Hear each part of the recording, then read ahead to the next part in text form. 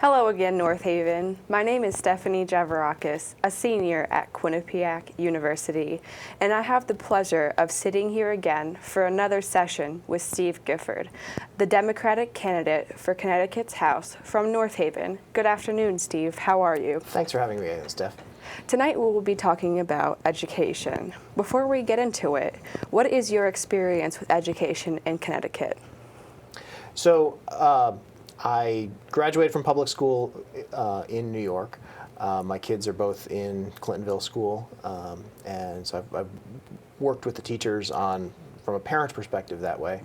Also, I teach college classes, but on the really from the perspective of the secondary education and elementary education. I'm much more of a consumer than a practitioner. What do you see as the challenges facing Connecticut public schools? So I think the important thing on any of this is to really, an analogy. I know how to drive a car. I don't know how to build a car. And on education, we tend to forget that there is a lot more to it than, because we all went to school, so we start thinking, oh, I know how to teach, I know how school works. It's much, much more complicated than you have any idea. I think sometimes as parents or as students, we get the sense that, well, I went through the system, I understand it, and there's really much more to it than that, to get it done well and to get it done right the way we want it done. So with that having been said, you asked what I think the largest problem is. There's any number of them, but my focus is really on testing and the role that testing is playing in public schools right now. My kids experience this on a regular basis, where even in the elementary schools, you have everything shut down for 2 or 3 weeks while they do the testing. And that means a computer lab with dedicated laptops to it, which, oh, by the way, the state requires that the districts do the testing, does not provide any funding for the computers that they have to buy to do the testing with. But as a larger issue there, you're raising the stakes for kids, and at a surprisingly young age, where you're saying, okay, this is the thing that we need to focus on. And there's a lot riding on it in terms of state funding, in terms of teacher performance and teacher evaluation, and teacher promotion, and in terms of how the students see themselves. One of the things that has happened in the last, really since No Child Left Behind, and more now with Common Core, that is now tied to the testing, is you are getting younger and younger at the point where you're starting new topics. My boys are 2 years apart. In that 2 years, for first grade, I think it was, they have changed the expectation from you had to be able to read 100 words on site to finish, to you have to read 300 words on site. The same for math. That's getting earlier and earlier when you start multiplication, when you start addition. These are all aggressive goals that sound good on paper. The idea is that, okay, well, if we start kids on these topics earlier, then they're going to get to more advanced things earlier, and then they'll be able to build on that. We don't, however, see a whole lot of, 11th grade, 12th grade rocket scientists coming out of it. There's a point at which this stops. And the problem that you run into even earlier on is that kindergarten, first grade is supposed to be for really learning interpersonal skills, learning social skills, understanding that you're not the only person in the room and to get along with other people. And when you say, okay, but now they need to be able to, add up to 15. Well, if you're going to make that the requirement for kindergarten or first grade, now you aren't going to be able to spend as much time on the social things. At the same time, though, a 5-year-old's brain hasn't gotten any physiologically more advanced than it was. They're not more capable of learning than they were 20 years ago, 100 years ago, whatever.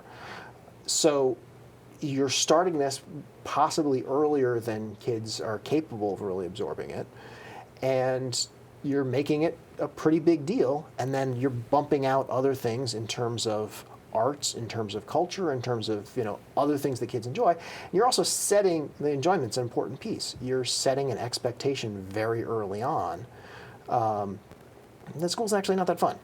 Mostly you spend time just working on facts and then getting tested on it. That's a bad precedent to set.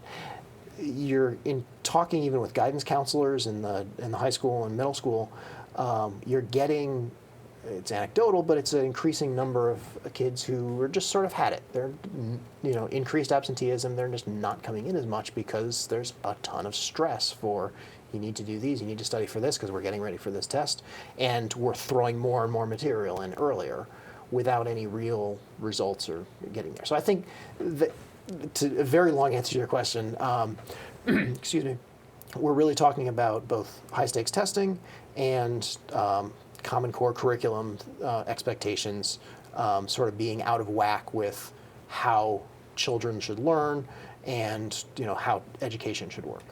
Let's go back to the very core and center of all educational experience. These people are both important for the general public and very important for your two boys that are at the elementary level of school, the teachers. Let's narrow that down even further to the North Haven teachers. What challenges do you see for the teachers of the North Haven school system?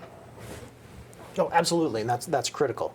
And I should also add that most of what I'm saying comes from talking to teachers because I don't consider myself an education expert at all. I think they are really bearing the brunt of these earlier expectations and these greater expectations. From the sort of employment standpoint, I really worry about how much emphasis is put on the teachers to show increased scores, increased results on evaluations. Now, there's a fine line here because as a management function, you need to be able to tell which teacher's doing well and which are doing poorly. But it's lazy management to just say, oh, well, I'm just going to look at the test results that the kids got, and that's how they did, as opposed to actually watching their interaction, actually understanding it. It takes a lot longer and it's harder, but it's a more holistic approach. You also have a dramatic variation between what you're going to get in towns like North Haven and what you're going to get in big cities. Through no fault of the teacher's own, the tests are going to look very different. So if you start having a uniform system between them, suburban teachers are just going to automatically look better without necessarily being better at what they're doing. The other thing that I think we run into some here in terms of the teachers and education is again, this is a state thing, but it's on the back end, is just making sure that teacher pensions are funded fully, and that's actually not handled for most town employees. The pensions are at the town level. For teachers, there's a statewide teacher fund, and that's something we talked a little bit on earlier episodes about pension funding, but that's something where we can't keep delaying making sure it's fixed, and we actually need to make sure that the promises we've made to town employees and teachers are going to be there when they actually come to retirement. I feel like a lot of our conversation ends up falling into the sector of economy, and I know that in a lot of our previous sessions we talked about economic development a lot, so I can see that you're very passionate about it. So let's tie economic development into education. How does secondary education relate to economic development, would you say? We can't leave it out of any of these, really. It's central to how my brain works as much as anything. So you're absolutely, when we talk about Connecticut relative to other states, even when we talk about North Haven relative to other towns, how educated our kids are, how educated our workforce is something that is a primary factor. Now, this is for employers, but it's also for just people, for residents. I know when Holly and I were looking for places to live when we moved back to Connecticut, the place we started was a town-by-town ranking of how the schools were. And then we looked at transportation and looked at a couple other things, and at no point did we look at taxes. It really is, for young families, this is what they look at. This is what makes you attractive if your schools are good. It's not just a young family thing, because for seniors, for retirees, for people who are looking to downsize, you need to be able to sell the home you're living in. And the person you're going to sell it to is going to be somebody who wants to move someplace where the schools are good. So that absolutely comes into play. From the employer point of view, I will take a North Haven high school graduate against a Kylene, Texas high school graduate any day of the week. You just are.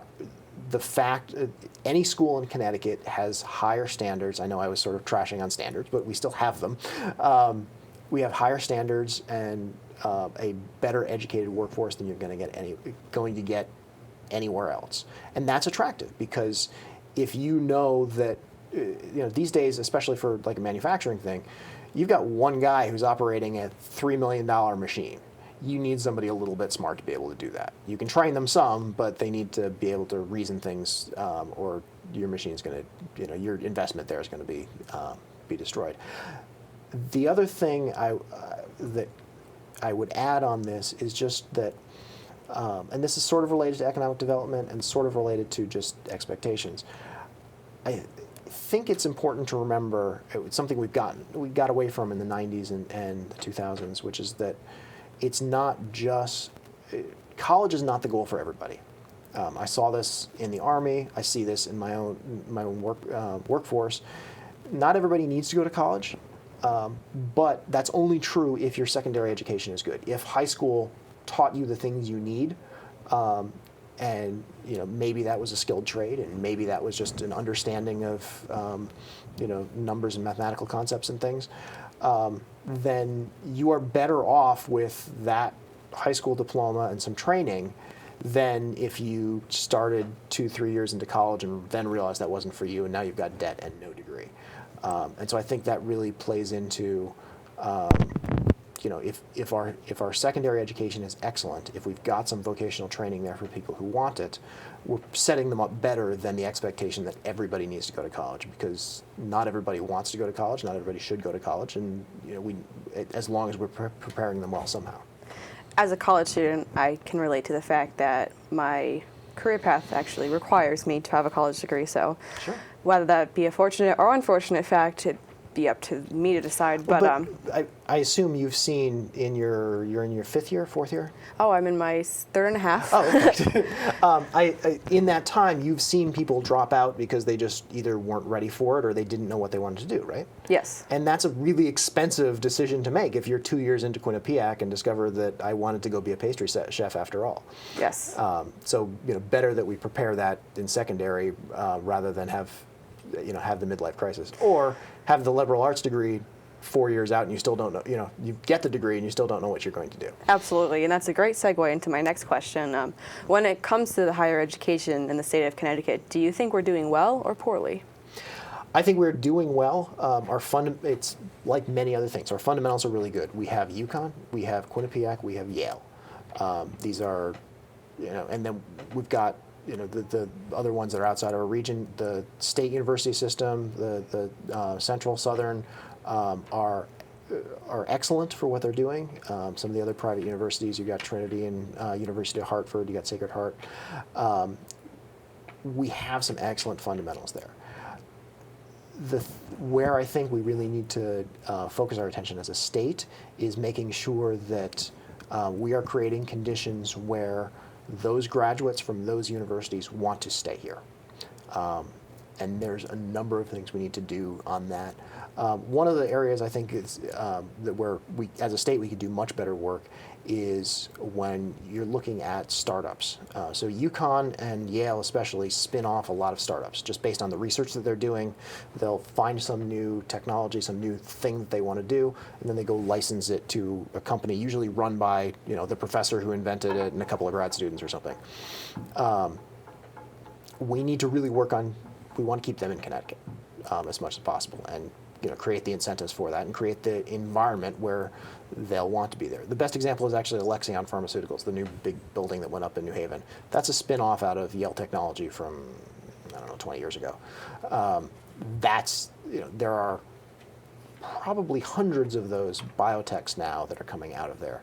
UConn has its own spin-off things, but we want to keep that there. We want to make sure, especially the students who are coming into Yale and into UConn from outside the state, from outside the country, we want to make sure that they understand that Yale isn't just, oh, well, it's great because it's an hour and a half away from New York City. That it is a destination, and that Connecticut's a destination for them to stay and to start their companies or to work here and live here as well. I do have the intention of staying in Connecticut Well, after but you grew up I here graduate. too, so I did. So I do have that bias, and it is Sure. pretty. I do agree with that. So before we finished, I was informed that we do have a question from someone affected by education policy. So can we please get Maddie? Well, and to set this up, slow down. To set this up a little bit, because people, you're heavier than you think you are. People will be watching this at different times, but today is actually the first day of school. Yes, for North So Haven. Matthew just started fourth grade at Clintonville, and you had something you wanted to ask. Here's the microphone. Speak right into it. A little bit farther away from the mouth. Yeah, it doesn't have to be that close. You can look at the camera. Can we make school an hour long? So if you did an hour of school, just an hour of school, what would you be able to do during that time? Recess and lunch, that's only 30 minutes, so it's an hour, and then we can go home. So you don't want class. You just want recess and lunch. Not really. Would you have an hour every single day, or would you have an hour one day a week? An hour every single day, but if a class is being bad, then it's 12 hours. Oh. Well, I think the answer is no. There's a lot that you got to learn, and we I'm can't just do kidding. it. I'm not trying to torture other people that don't want to be in school. All right. Go learn something. Maybe Do you can end up going. You've had one day of school so far. Do you have homework yet? You guys didn't have anything today? Sort of. I had to look through my homework schedule book. All right. Well, Maddie, when you're in college, you probably will have 15 assignments on your first day of school. So something to look forward to. By the way, when you were talking about not going to college, yeah, I think I'm gonna do that. Okay. Okay, we'll Whatever talk you about want to that do. later. Maybe you can go in the army like Dad. There you go.